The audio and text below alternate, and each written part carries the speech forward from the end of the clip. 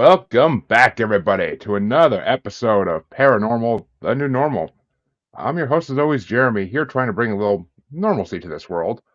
Does it ever truly happen? No, God, no. But anyway, we try. Today, might happen, a little bit.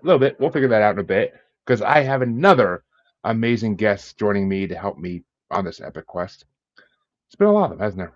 And my guest today is Gao Motsemme, who is a psychic surgeon and a human MRI, and I am dying to get into both of those in a bit. But first things first, how you doing today? This lovely, well, morning for me. I'm not sure what time of the day it is where you are, but Thanks for having me. I'm grateful and blissful. And it's afternoon here. ah, It's after 3, yeah. okay, yeah. No, we just woke up here an hour or so ago, so it's morning here. I This is one of my rare coffee editions of my show, rather than my usual late night times. But uh, Awesome. so let me start this off the way I start every interview off. What led you down this path to this spiritual world that you now live in on a daily basis? That's a great question. And I'm just gonna start first by also greeting you and your audience. And I'm doing this in my native language. I originally come from Botswana in Southern Africa, although I reside here in Germany now for 10 plus years. So Dumelang, Dumelang Lokai. And the direct translation of Dumelang is agree. And since we are here in the paranormal, the new normal, what are you agreeing to when you're showing up here? And Lokai is where you locate yourself. So whenever you're watching this and you are listening to this, where are you? Are you fully here, present, or part of you is still stuck in the normal? Are you allowing yourself to just embrace your new normal, however that may be? So, yeah, Exactly. that's my greetings. Exactly. And what brought me to this, I would say this is what I've always known. That's what I've always known before I was told otherwise. I was just like that child who knew. I knew since I was a child that I'm weird. I'm a healer because those are the things that before I actually forgot or conditioned to forget that those are the conversations that I had since I was a child. And the first thing that I got was, oh, you may have to go to church because you're going to be a traditional doctor. So it was like, don't go that path, but it's what I've always known. But along the way, because of the desire to belong, to be accepted, I kind of like put the weird on somewhere. We try to push it under the rug or something and think that it will just go away and that's it. But then life happened, where I lost my corporate job, which was I was an accountant, and I did it just for money and for an identity. Not that I loved it. It was something that was sucking life out of me. Because when you do something that you're not in alignment with, even if there is money, it doesn't nourish your soul. So there I was lost in that, and then motherhood came. There I was with motherhood, and as much as I always believed I'm doing the best that I could for my children, but I was also not available because the work was giving me stress. I hated it, and I was working crazy overtimes. That means the children were always with the maid. But after losing my job, losing my mom, and then the father going to court and being separated with my children, that's when it's kind of like, what's the point of being here? What's the point of being a mother if I can't be with my children? What does life even mean? So that brought me to me and to what I'm doing. It was the painful, devastating moment, but at the same time, I found my way to myself. And with that said, I always say if I have to go through this again to find myself, I will. So that's what brought me to this. Well, I mean, and well, first things first. Yeah, trust me, I understand all too well the feeling that you think when you think you're weird and you don't fit into normal society, and the urge to push that underneath is pretty big. It's a pretty big urge, but eventually we all come out of the cocoon and just realize, yeah, we are who we are. Okay, we're good. Everybody else can adapt. That's the way I see it at least. But everybody else can adapt to how we are. Yeah. But I mean, so you've known since you were young that you had some kind of abilities that you just never. I'm guessing where you grew up, they weren't really embraced. Of course, they were kind of. If anybody found out about them, they would assume there's something wrong. They would assume it's demonic. They would assume it's some kind of evil spirit. Or they would assume something's wrong where you grew up. I'm assuming because that's usually how these type of things happen. Yeah, that's actually a great question because now that you're asking that, I'm looking at it, I'm like, I think when they're in the shadows in my family, in the shadows, they're just kind of like, okay, they know that this is what exists within our lineage. But the most important thing is you don't get to accept it. Because now that I've embraced it, that's when some of my siblings are just like, she's demonic, like I've made peace with that and I'm like, here I am. And some are like, I don't know, satanism, whatever. Now it's kind of like that. But when we were talking about it as children, because everybody was experiencing that, whether it's through dreams, there was just that something that is out of the normal that was happening. Or even when you discuss in some dreams, actually, it can happen that at times we wake up and we're talking about our dreams and we've had similar dreams. It's kind of like, this is what happened, this is what happened. Oh, to me too. So we experience that. And on the other hand, especially when it comes to being aware of the darkness, we were both like all the family were aware of that, so it was okay to talk about all the darkness and everything that happens and all that is something that is out there. But then when it comes to saying, but what is my role in this, because for me that was the question that I was asking. Even when it comes to dreams, why would I have this kind of dreams and they end up happening? Why would you show me something that I can't control? For me this was like something that I was questioning. But as much as they believed in the power of that and the message that comes with that, because some things were playing out in real life, but it was kind of like, let's not go there because of the fear, like what my mom shared with me. When we look at the evolution now, it's much easier. Our body has evolved. We can hold the codes and the energy that is coming through compared to past generations, and where even right now we have people who had to go through some like coma or something for them to be able to go through that change that was needed. So my mom experienced one of her uncles disappearing. Like for many years they grieved and thought that the person was dead, but then the person showed up after many years, now fully embodied in his magic, and he was really doing magic like big time. And those were like the old times. And then there was also a sister of hers who, she was so connected to an extent where she was perceived as crazy. And I have a lot of those relatives. So I think it was more the fear of, when you embrace this, you don't have power over your life. It's kind of like something that controls you. So they wanted to hold into the control. And the control is something that they found in what? By going to church. Like Yeah, when I give an example with my mom was gifted, but when you don't embrace it, it becomes the gift that is more in the shadows, because you get to see more what is happening in the dark. And this is what I hated. For me, it was like, I don't want to keep on seeing this. What about the light? What is it I can do with it?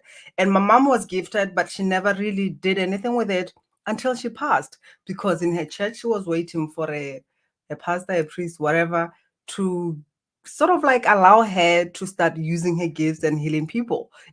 And for me it's like she's not living her truth, and this is why when people do that, there is kind of like this fear of darkness being more powerful than the light, because you are not fully embracing your power. Like there is that power, but like you kind of, because of the fear, you get to see all the dark, but you are not able to see what you can do when you embrace that magic and transmute what needs to be transmuted. So that's what was up with my family. It was okay in the dark, but now when I embrace it, it's more like, even my mom from the other side, she was like, if I was still alive, I don't know if I would believe you.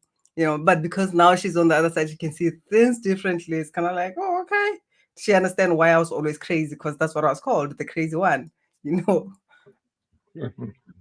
well, yeah. I mean, it's unfortunately that's the way it was back in those days. I mean, people didn't want to embrace their abilities because everybody, from what I've been told and what I believe, everybody has some kind of ability in the spiritual psychic world, whether it's not all of us can see the dead, not all of us can hear the dead, not all of us can sense them, but we all have some ability to connect with the other side.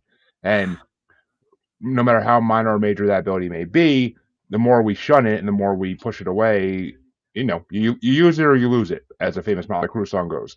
But I Absolutely. mean, either you use it or you lose it. I mean, if you don't open yourself to it and practice with it, you're not going to be able to do it much longer. Eventually, it's just going to fade away, and then you're not living your true purpose because it's fate. It's fated that we are supposed to do these things, and yeah, you could deny fate, but eventually it's gonna come out. It just may not come out till it's too late. It may come out when you're on the other side, as your mother embraced it. But Yeah. I mean, and I mean, yeah, your uncle disappearing for years. That makes sense because a lot of times when people go on these spiritual journeys, they like a lot of them like to travel. A lot of them want to go to try to find answers elsewhere because you may not be able to find it where you live at that moment or where you anywhere near where you live at that moment. I mean, I've talked to people who've gone across the world looking for answers to their abilities, and they found them, but they had to go to the jungles of South America. They had to go to the mountains of Tibet. Like they've had to go to a lot of different places to find what they're looking for. It's not always gonna knock on our front door and just say, "Yeah, I'm here." Like that's not the way That's life true. works. That's true. So, I guess, well, let's kind of go into what it is you do actually, because I mean, you do a very specific type of healing, and why don't we get into the from? I'll let you tell it in your own words what kind of healing it is you do. Yeah. And I love what you said by going to other different places and all that, because as much as well as I knew what I knew, on the other hand, it took me being completely out of my environment for me to start seeing things differently. It's kind of like I Or had to release the beliefs or even the fear of darkness the way it was for me to start realizing that there is another way that I can play with this. And at first, it was more like I wanted to do what everybody's doing. It's kind of like, okay, so I want to do that. I want to channel angels and all that. And the more I tried to do that, the more I found myself lost. It's kind of like I was disconnecting still from this. And the message that I got was just like, you got to go back to your roots. So when I came in and connected with my ancestors, which is my roots, which is what everybody denied, that's when I get to fully connect to this genius. Because what I do when I'm talking about a human MRI, when I connect with someone, it's kind of like I get to scan the body and see what is happening. Where are the whatever emotions stored, where the mental blocks, physical blocks, pains, and all that. So I just get to know that what needs more attention. It's more like the body is more communicating with me. I can be here having a conversation or even talking about something, but then the body's what is going to share with me where these emotions and blocks are stored, or even if it's ancestral and all that. And then when I do the work, which is what I mean by psychic surgery, it's more like removing that, but without you being opened. Like the way when I look back at how my ancestors did it, it was more like just like drinking fire. That's how they transmute it and just let it go. But that's how I also get to do it, but differently. Inst- Instead of like before, it was more like giving people some medicine and all that, or even just pulling it out however they were doing it. But it's more like more modern, but again, still the African ancient way that my ancestors used to do it. So it's more working on the body and bringing people on the body and removing whatever that is not needed. Even when it comes to conversations, for instance, we may be talking about relationships, and there is what the conscious knows it wants. But then when I look at the body's having a different conversation. As in, you may talk about a relationship, how some you want an emotional available partner and all that. But when I look at the body, it's not expansive when you bring that on. It's more there is that constriction that is happening. And where is that stored? Especially when I look at one thing that is just like coming to mind, one simple thing, it's even being afraid of giving away your power. When that is because of the maybe the abuse that either you went through or you've witnessed through the parents, then there is that constriction that comes through the solar plexus. But often I would say 90%, it always takes me. I can go to the inner child, but the inner child is gonna take me either to the ancestors or other lifetimes where some things happen. So it's more like a map. I had to sort of like trace this map that is showing up and go to the core of it and then remove that, and other things get to fall in place. That's how I do my thing. Which is interesting 'cause, I mean, not all of our inner childs have trauma. Like some of them, like I'm pretty sure. Well, I mean, maybe I have a little. I don't know, but I mean, not everybody's inner child is going to have trauma, so it makes sense that it would go to past lives because past life regressions are a very popular thing for a reason. Because Yeah, sometimes the issues we have in this life have nothing to do with this life; they have to do with previous lives dating back centuries and millennia, even. I mean, that yeah. I mean, if there's a whole nother topic there with extraterrestrials, but we'll stay away from that for now. But I, I mean, uh, do you do any? Well, I mean, technically, I guess you do past life transgressions if the inner child is taking you to the past lives to figure out what's going on. So I guess that would make sense to a degree. And well, I guess the best way maybe to have my audience and maybe myself a little bit too understand it a little better is there what's a good what tell me about an experience you've had helping somebody with this where you had to go into their past lives through their inner child. Hmm. I'm gonna start first with me because for me this is like something that blew my mind, and I went through. There was some dysfunction growing up, and here I was as a child. I had this anger. I grew up with this anger, and then I thought it was because of this lifetime's experiences. And then one day I had this just voice asking me, "Do you want to know why I'm angry?" And I'm like, "Yeah, I want to know." And I just went to bed, and as soon as my bed hit the pillow, I just went into this trance, and it I teleported basically to another lifetime. And this inner child showed me a lifetime where she was molested by her own father in that lifetime. But what is interesting is how those imprints were alive in my body. It's like I was experiencing that in this lifetime. And on the other hand, even me, when there was that issue of sexual abuse, I didn't have any memory of that in this life. I was like, I don't remember being sexually abused. But on the other hand, there was question marks, like from that knowing, there was that question marks where it's kind of like, I just don't know. Like I had a feeling that there is something there, but I didn't know what it was, until this inner child teleported me to another lifetime and showed me what happens. And besides what I've seen, the imprints that were in my body was what was mind blowing. And the moment I integrated that aspect, that's when, even when it comes to my work with helping people embrace their sexual sovereignty, that's when that opened. Because this aspect did not want anything to do with that because of the experience that she had. So even when it comes to whether it's deepening of our gifts, the inner child knows the way, she has the codes to our vision. And I talk a lot about even our sexual energy, but when it comes to evolution, it's that life force energy of creation. When it comes, it's connected to our mind, it's connected to our creativity, it's connected to our pleasure. Because even when you talk about worthiness is, am I worthy of really living a joyful life, of creating what I desire, of speaking my truth into existence, not just speaking my truth, but into existence, as in giving birth to that. So when I look at it, and a lot of people, especially, not only, but especially women, when we're in this body for many generations, and even when I look at what is happening in this lifetime, when you look at the whole sexual trafficking, sexual abuse, and all that, why is that happening? Because of the magic of what this energy holds.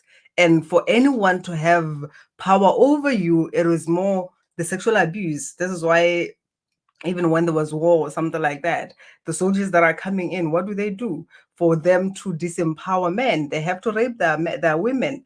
And a man who feels Mhm. like I was not enough, because if I was enough, I would have uh, protected my woman or my children or whatever.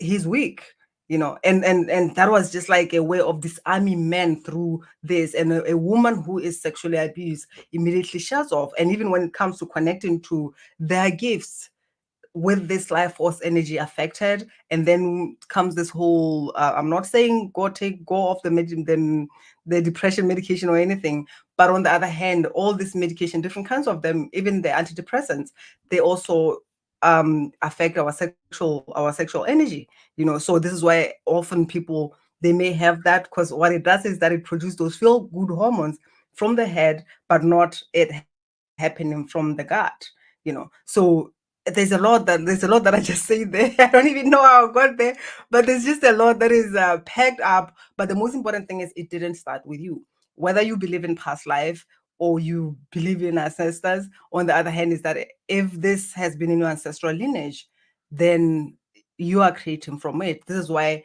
for me, when I talk about embodying your freedom of individuality, which is like at the core, it's more like, what templates are you creating from? Is it your unique soul signature blueprint, or you are creating from what has been passed on? Which is, I believe, we all have to look at that, because otherwise you are born into this templates, which is like at the core of my work, even when it starts with the name. Who are you? You were born and you were given a name that has been passed on for many generations. And there is a lot in there when it comes to the name. And as women, we are born into our family. There is a name, a frequency that is in the name, and all the, yeah, poverty consciousness, separation consciousness, and all that we hold into this name. And then you get married again, you want to go and carry your husband's name. It also has its own history. So it's kind of like you are carrying all the history. And if you don't know some of the things, especially when it comes to our identity, who are you? The name is a big part of our identity. When I connect with you, I'm connecting with you as Jeremy. When I'm writing a check, I'm writing your name and a surname. Everything, it has something to do with your name. And where does that come from? And some people don't even like their names, so there is that they, they they don't accept themselves, they don't like their name, and you expect other people to like that name, to like your name. Or even when people are saying your name, what frequency is coming through that name? I've had, and Mhm. even speaking about my experience and all that, I've had like an experience where I'm talking to someone, and she had a call, and she's like, okay, hold on. I'm holding on, and she's talking to somebody, and this person is talking to her. And after she was done, I'm just like, who the heck were you talking to? And she's like, oh, somebody from the church community and all that. I'm like, that person is disgusted by you. You disgust her, you know and you realize, like, it's things like that you get to pick up. And even when it comes to your name, because from there, the first thing that I did was connecting to her name to find out what is happening. And there was also that is like, her name was also holding that disgust energy. So even when people connect with her name or are talking about her, there is nothing inspiring, opening, expansive about her name. So we started working on that. So it's kind of like the tip of the iceberg. That's all I can say about some of the experiences. But I have a lot. Yeah. I mean, well, okay, a lot to unpack there. A lot to unpack. But names definitely have power. I'll start there because names are powerful. I mean, it's just oh, okay, it's already kind of public at this point, but my wife is pregnant, and we, yes, I'm bringing another female into this world, but and like trying to pick names, we went back and forth for days and weeks on names because it's just names have power. You think like, what kind of life is this kid gonna have if I give it this name? Because you think like, okay, like you have memories of somebody with that name, and either there's good memories or bad memories attached to it. And I mean, it could just be something personal and stupid and silly from when you were a kid, and this person with that name picked on you or something like that, or they were just not a good person. Or I mean, you could think like think back in history, like, okay, people with this name in history usually didn't have the best lives from what I remember. Like it's names have power. I mean, there's a reason that there's a reason that in a lot of mythology, legends, knowing someone's true name can destroy them. I mean, in a lot of fairy Oh yeah. tales too, like folklore, like knowing creatures or somebody's real name has power because if you say that in some of them, if you say the real name, you could stop the person, you could control Yeah. them, which is there's a reason for that because names hold Yeah. power, they really do, and that's why a lot of people. I've met a lot of people who aren't happy with their names, and it's you could tell it weighs on them, it weighs them down, and they're not embracing everything as Oh, fully as they should be because of that. It weighs them down. the And truth in that. yeah, I mean, I honestly can't say if I ever really liked my name or not. I just kind of it was unique, so I stuck with it. I mean, because I didn't know that many Jeremys at the time, besides a stupid bullfrog song. But Uh-huh. I didn't. I mean, but my full name is not Jeremiah. Thank God. But I Oh, mean, I okay. know it has. I know Jeremiah has biblical weight and has all this other weight attached to it. But the name Jeremy, not much historical significance to it from what I've seen. Not much bad or good associated with it. It was always kind of neutral, which is why I kind of just I dealt with it because it was neutral. I figured I could make my own path and make myself I mean, I found out as I got older, yeah, there's a lot of songs out there with Jeremy, and then there's a lot of people that were named Jeremy in the past, but none of them were really historically significant in any way that I've heard of. So I'll be the first one that gets historically significant. I'm good with I that. love that because as soon as you say it, as you said, I don't know, like, and you're like referring to this name, it's kind of like, I don't know how to. It's kind of like when like something small but a little bit sharp but not so small. I don't know if I have anything that I can show you. There was kind of like this energy that pierced a little bit on the solar plexus. Just when you said, I don't know what my name, there was just like that a little bit of that in the solar plexus when you spoke about the name. And I also have a story even behind my name. It's not the name that is here, it's the middle name because I was called after my father's, especially if you're called after your father or called after your father's sister. I was called after my father's sister. So I grew up with that. Like people used to refer me with that name.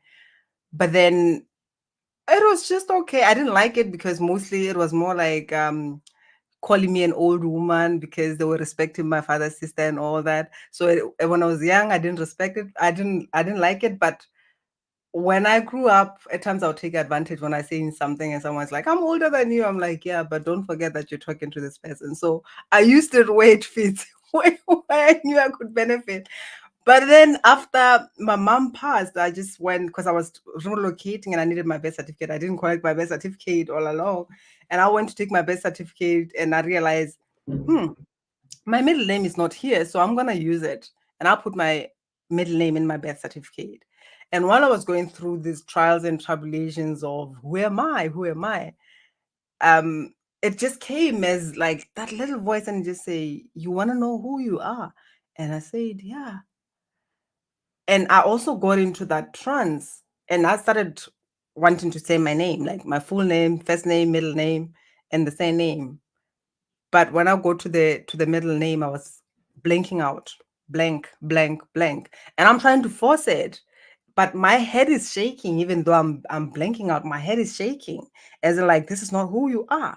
And as I'm trying to force it, it's kind of like another portal open, and I got to connect with the owner of this name and the close relatives and everything. And I realized that when my mom was married into this family, and this is, and I believe a lot of people can relate with this because when it comes to mother-in-law, there is that energy of, ooh, mother-in-law, there is that not acceptance energy. Who are you bringing this person to, so there was that where they were not accepting of my mom, and they were also, I would say, name calling, and somehow my paternal lineage or paternal family felt more superior than my mother. So it was kind of like this woman, and you're gonna give our name to this woman, like her child is gonna be called by this name, you know. And what is happening with that? My own family is not accepting me because they have a problem with my mom. So at that moment, the frequency that is being anchored here is of abandonment, rejection that I'm feeling from my paternal family, you know. And now that I even put this name in my birth certificate, it's there in my passport and everything. It was also the name that also had that frequency that was not in alignment with who I am and what I want to receive and create, you know. So I had to do a lot of work around this name. At first, actually, I wanted to just remove it, but because I'm in a different country, I couldn't. I have to go back home and do a lot of process and all that. But I had to do a lot of name around it. So at times it's just that you may have been given a name, and or even let's start with just when you're conceived, and then the mother tells the father that, hey, I'm pregnant. It's kind of like, I'm not ready for this. Or even a woman can say, I'm not ready for this child. So there's just a lot that comes with that. Even the name, I love that you and your wife are taking time to really get into that name and feel into it. What does it mean? You know, where are we coming from even with this name? Because at times we just give a name without much thought, you know. Mhm. I met someone, I just met someone shortly, and he called himself just like a shortening of the name. But I was curious, like, what is the full name? Is it this? And it was that. But his response was just like, don't you dare call me by that name. And especially women don't call me with that name. And I'm like, ooh, that's very strong. But I'm always curious. So I was just like, I just want to know, because I was drawn to your name before anything. Like the moment we just started connecting, your name was calling me, you know. So he just told me that he didn't have, like, the mother didn't prepare a name until last minute, and the mother just called her the name that was like common in that time. So he doesn't feel loved, and because of the relationship that he also has with his mother, even including his name, he doesn't want women to even call him with the full name.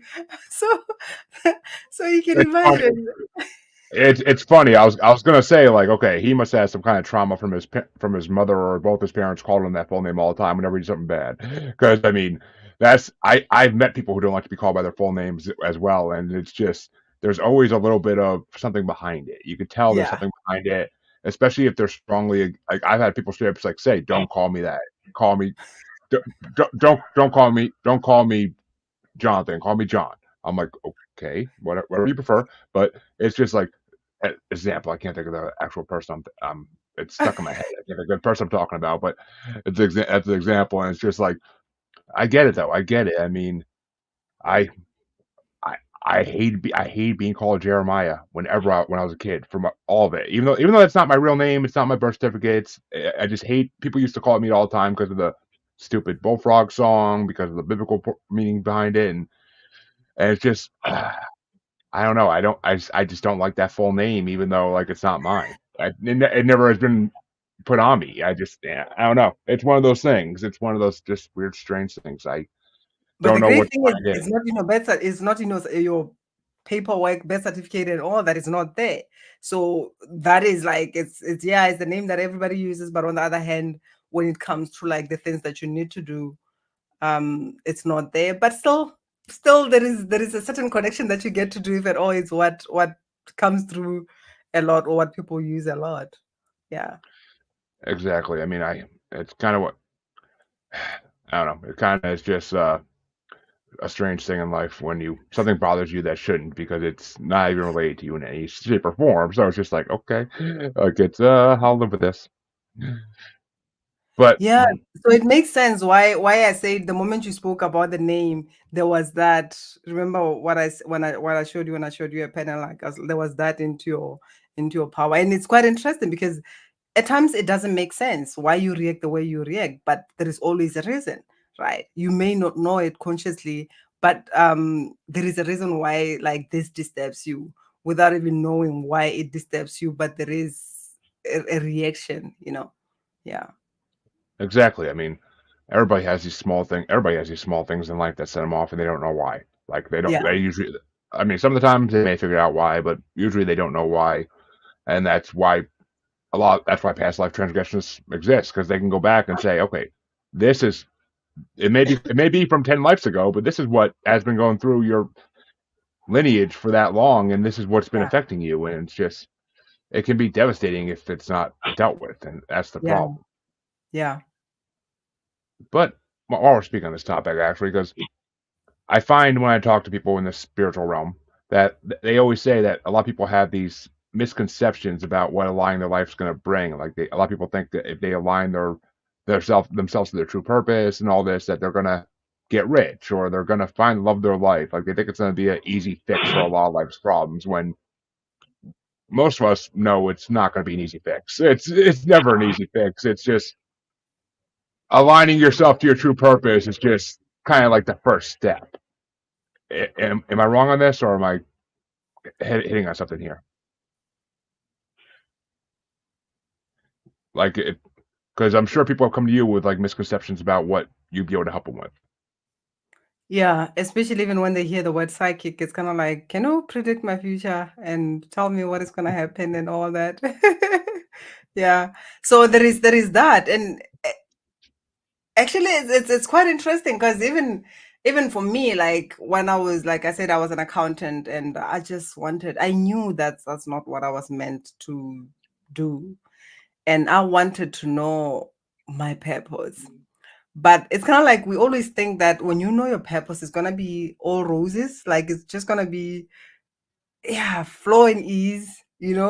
So that's what we think, and you realize that even when you by the time you realize what is it that you're here to do and be, there is also that's kind of like you said, is the first thing where you also get to, it's kind of like this is who you were taught you were, and then you realize this is who you are.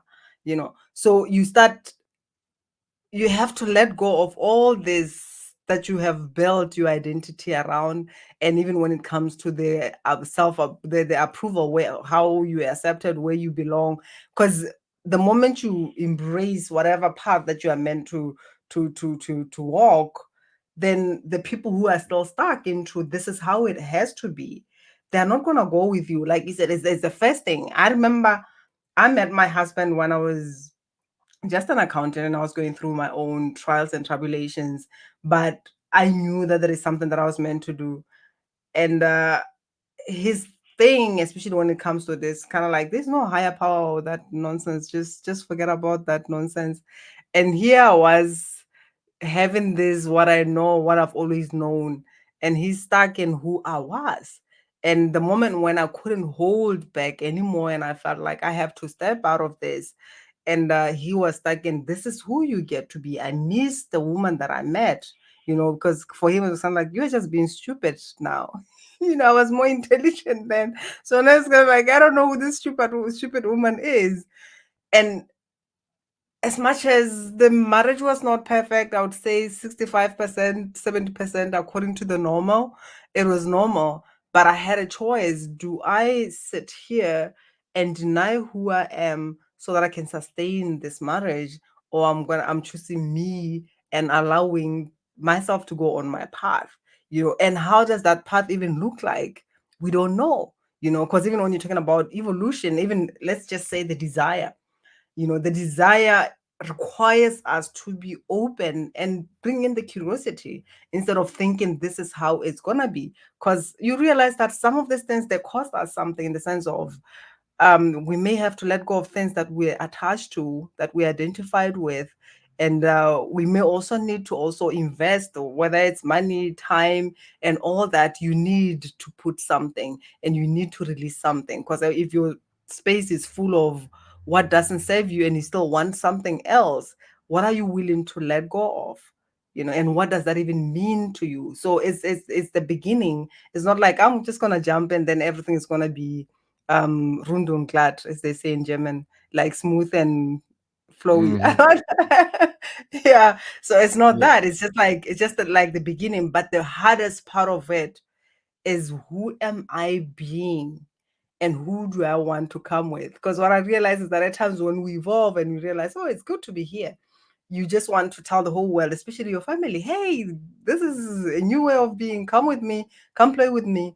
and then they look at you like, oh, you crazy, this is satanism. Like it was happening with my family, where they just felt like, yeah, this is crazy. We don't know what like. At times, I remember even my niece wanted to call me, and my sister didn't allow her to call me because she was like, I don't like what how he's doing, so she didn't want to give her the phone. So it's things like that. And if at all, what is important for you is to belong, then chances are you're gonna deny who you are so that you can belong. Because you're gonna lose some people along the way, whether it's friends, whether it's marriages dissolving, whether it's family not fully vibing with you, or friends, because the conversations are gonna be different. So it costs something. Exactly. And when it comes to healing an ancestral or past trauma, I I've heard that sometimes it can come about in unexpected ways as well. I've heard like that it could change people's daily lives in ways they didn't expect. Have any of your clients ever experienced that where they got a completely different but still great like solution from like healing their traumas, like where they basically something they didn't expect to happen in their daily lives? Um, what I remember, like one, I don't, I can't say not expect in a negative way, but it's more like what was coming to mind is like one client who, she really hated her father, and she also didn't want to follow her mom's path, because her mother was a healer, but from a religious setting. And Hmm. she, from childhood, she didn't go to the church that the mother was going to. She followed her own thing. But then when she started doing this work, she somehow disconnected to, like, her truth did not align with the church that she was going to at that time. So it was kind of like a fight around who she has been and who she has been with. And one other thing was like, how you don't understand, because I met my husband in this church. So she was still attaching that to that, like it's because I got my husband here, so I get to be here. But on the other hand, where she was coming from, even when she was sharing that, her solar plexus was on fire. She was like fighting with her own power, with her own will. And I just say to her, like, as we're doing the work, I said, you've got two choices, you know. You let go of what has been and what happened, or you just try to find something good to appreciate about where you're at and continue being that, embracing that. And for her, again, that was like, you're just crazy. So she ended up going on her own path where she was called. But like I also mentioned earlier, she lost most part of the community. And even when it comes to her father, who she hated, but not because of her, because of how the dynamic between her mother and father played out, and the mother was now gone. So there was a part of her that even blamed her father on that. So when she had to work on this, she was just actually, just that laughter of, I don't think me and my father, we can um make any amends in this lifetime or anything. But the question was, are you willing? So as we're doing the work, it's more like what has to happen or how it has to happen, but just allowing the medicine to work on you. And just after one session, she came back and she's like, I don't know what the heck happened. Like all the anger, all the resistance, and all that she had was kind of like dissolved. But at the same time, she hasn't had any conversation with her father yet, but the father was more still playing in the old patterns or how the relationship was, but she was no more triggered by that. All that she said was, I know I'm going to have a conversation with her at some point in time. And she has let go of whether she's going to be received or ne- denied or whatever. It was more like, however that he feels, I'm fine, but I just get to open up and share with her how I feel, that I've been personalizing my mom stuff and being here in my mom's battle, which was not mine to start with, and just embrace the man who he was. But on the other hand, with that, because when he was resisting the father, he was also resisting her masculine energy, when it comes to taking action with the inspiration that is coming through. always procrastination, self-sabotage, and all that. But the moment she had this breakthrough, just 12 weeks after we were done with the work, she got a work as a consultant that was even paying her 90K despite the 7 years that she was in the gutter struggling to get anything. So it's so many things can happen. And as much as I said you lose something, you gain something. The question is what are you valuing at that moment? Or even it's not even about you controlling, it's more like being open to be led and guided, rather than holding into what you've always known, but trusting more of what your soul wants to give birth to. Yeah, Makes sense. It makes sense. I mean, and it's true. You don't good and bad comes always at the same time in life. Yin and yang exists for a reason. I mean, it's always absolutely. that you're always going to have some bad come with the good, or some good come with the bad. Either way, it's going to work out, and things kind of equal out eventually. Sometimes it takes time. It may Yeah, not seem that way, but things always do work out eventually in the long run. yeah, For some of us, it might be more devastating during the bad parts, but that's just the way life works, and it's just trying to climb out of it. Basically, you got to climb out of it. yeah. But one thing I did want to make sure I did talk to you about today, because this is something that we haven't approached on this show yet, and I like new topics. So I saw that you are a practicer of African ancient quantum medicine, and we've talked about quantum medicine on this show to some degree, but never from the angle of someone who studied it in the African ways, and that's always, I mean, okay, Africa has always intrigued me. I'm not gonna lie. I've always been intrigued by the country because it's so much history, so much straight up regular history, so much mystical history, so much legends, and I was always a Tarzan fan, so But I've read all those. I read all those books. That's like my idea of adventure. But so, what is African quantum medicine like? How is it different from the ancient quantum medicine that the Asians and Native Americans used and everybody else? African Asian quantum medicine, which is medicine magic, that's what M stands for, both. It's just that embracing the magic, because the difference is, like I said, when I look at how the other work is done, even including the whole quantum, conventional work at times, it's more like doing it from the mind, you know. And when I look at this work, it's more in the being. Because when I look at this gift as when it just came through so strongly, I would say I don't really have much words to describe it because it's something that is more experiential rather than um like theoretical, because I can hear someone talking about something, but I'm experiencing it from the experiential path, But it's more like going deep within, and also even connecting to everything that exists. As you know, that especially when you're talking about Africa, there is a lot of mystic. Even there is also a lot of, I would say, darkness that also is not darkness.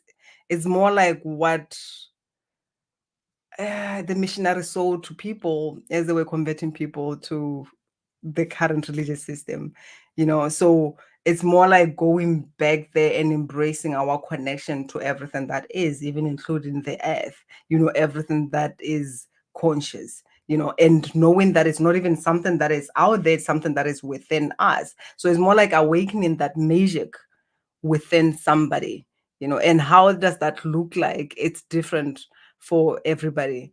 And here's the thing, I'm just going to give you an example when it comes to this work. And it's like, it's more like the playing in the shadow, but more like bringing in the light in the shadow. Hmm. I had this other person, I mean, I know the person, but this person was not my client. And I just traveled energetically. And here I was fighting all these big snakes that kind of like pulled this little child under the way the vision appeared, or how I saw it when I was there. It pulled her under the house, like deep in the ground. So I'm looking at everybody, I'm just like, what is happening here? Who's gonna go there and get this child? you know and no one is doing anything. And I'm going around with those whole thing. I know that this child has to come out. And at the end of this journey that I did, because when you're talking about magic, is even that ability to leave the body and travel out and travel while the Yep. body is there and do whatever that needs to be done. It's still magic, even when it comes to, like, for instance, when it comes to this work. Just for those people who maybe are scared by anything, I can just say I can just call it that I access your energetic fields. But in truth is, I get to embody you. I get to know every single little shit that is going with you. And the crazy thing is, even at times, even when someone is on the period, I'll just feel that drop of blood that is just like coming out. So that's like how crazy it is, where every single heartbeat, raising, confliction, whatever, I just get to know whatever that is just going on. So with this person, after that journey, the name is quite interesting because I'm just being drawn to the name a lot today. The name just came through. I called this person's name, but with the question of what is this person here for, you know? And when I called her, I called him, and then we had to work together. And I realized that the whole dark magic is kind of like when she was born, there is magic. So whatever that was done, that was against her will or something like that. She's alive. He's alive, but he's not alive, in the sense of the way it felt like it's kind of like his spirit or something was kind of like put somewhere in a coffin or whatever. So it's kind of like he's alive, but part of him is like stuck somewhere. And it's all again people's doing, because when you're talking about Africa, dark magic, there is that. So there is Yep. that going on, and when you're talking about hexes, curses, and all that. So when it comes to this work, it's more going deep into the trenches, deep into the darkness, and also being able to help someone connect to the higher self, but it's still bringing in, not even leaving the body to go and access that, is connecting to that and bringing that heaven here. So it's like that magic and mystical and mysterious. It can be scary for other people, but when you embrace it, because it's the power that is within us, when you let go of how it has to be or how it has to look like. So when I meet with somebody who is open and ready to just go beyond the beyond, it's just like what we do. But even when I look at this work, it's more like I get to do what I get to do, and you get to experience it yourself.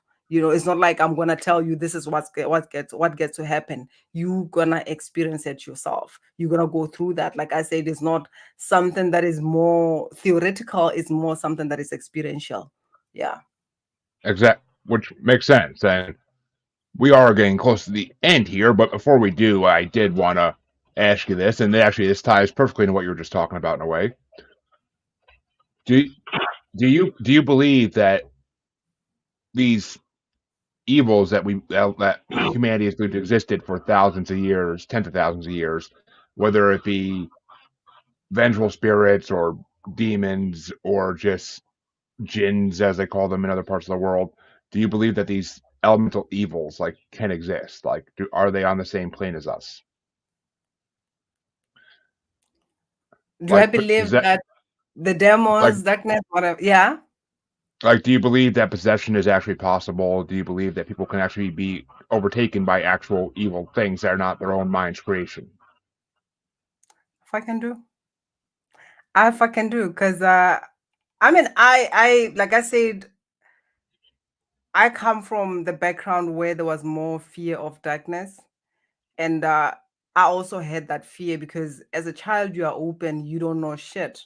But on the other hand, you experience shit. I'm the kind of child who was waking up and waking my parents and telling them this is what is happening.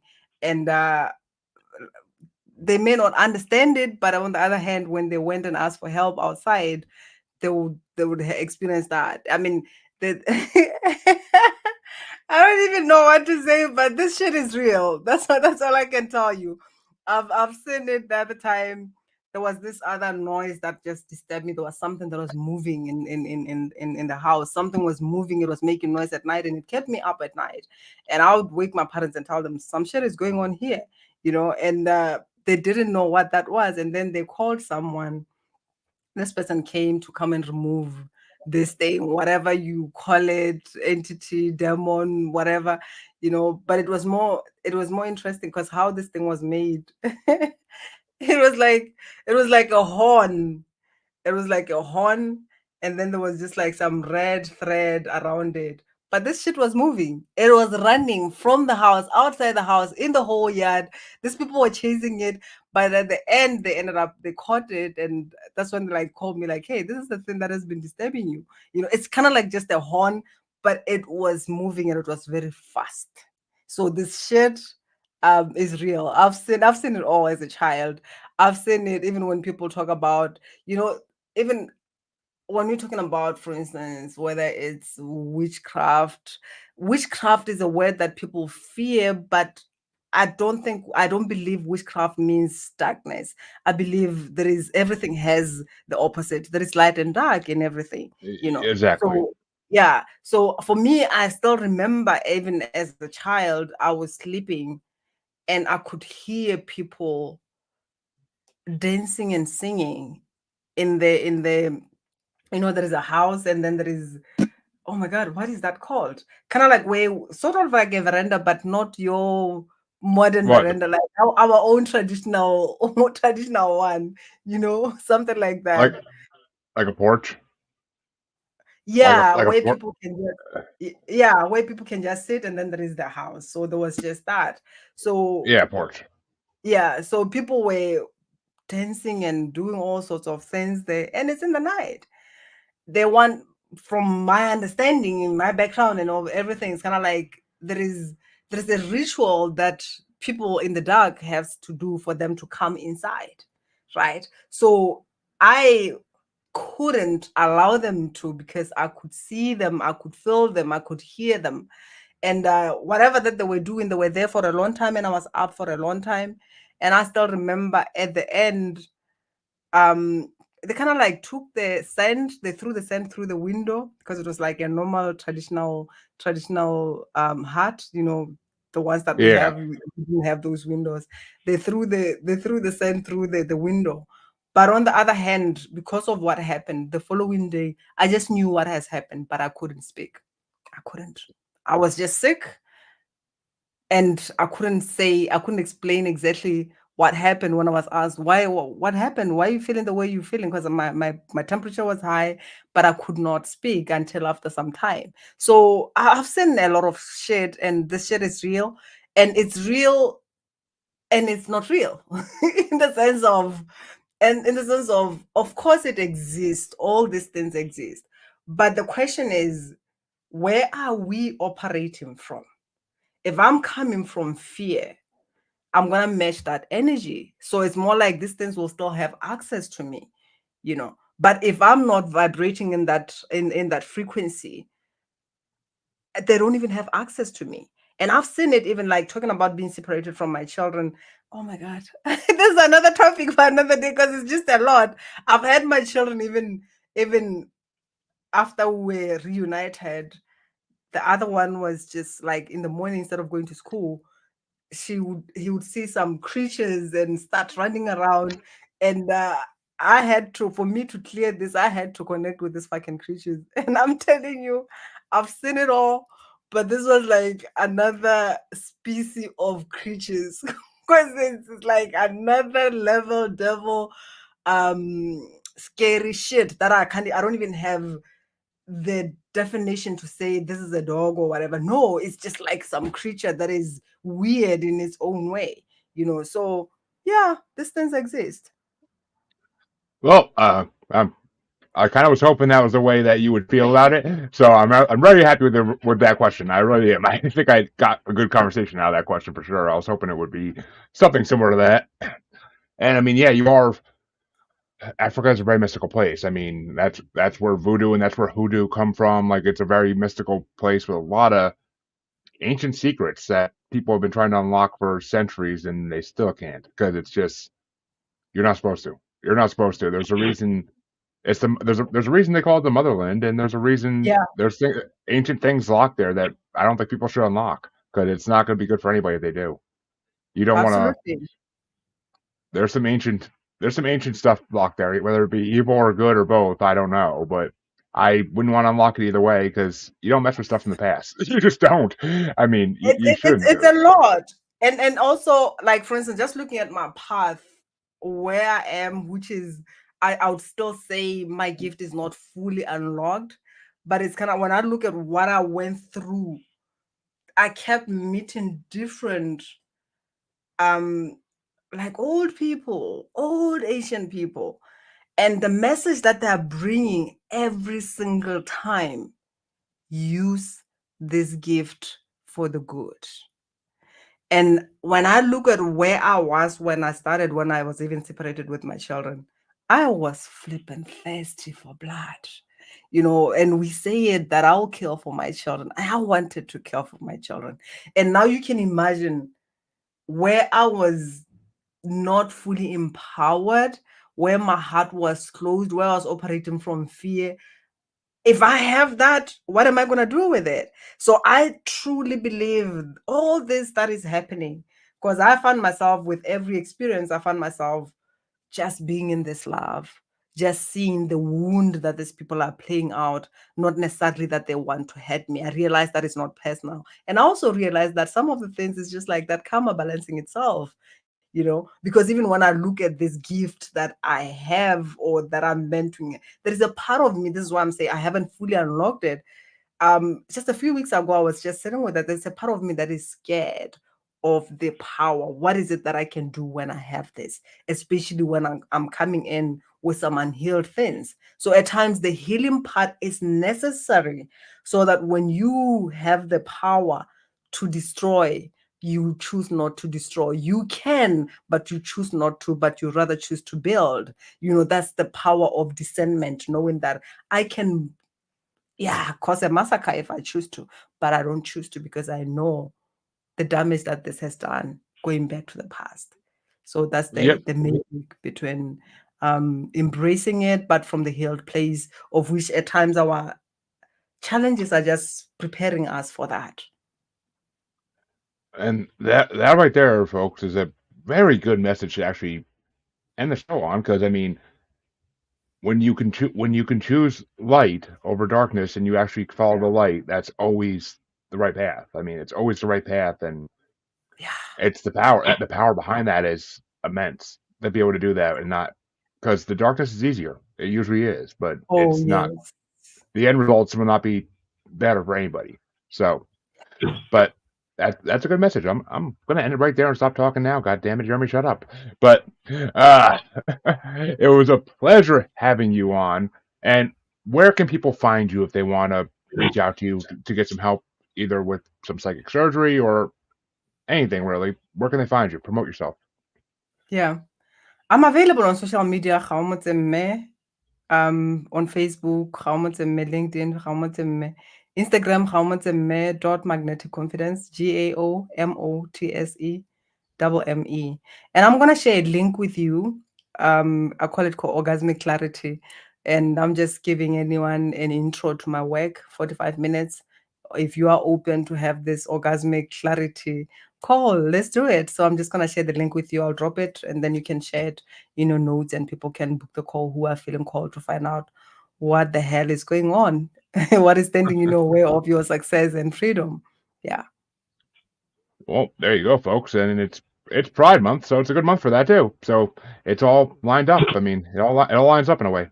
You gotta love it. And all my listeners, you know where you can find me. If you don't by now, just goddamn shame. But it's all in the outro. Check out the outro. I'm not saying it again. I refuse.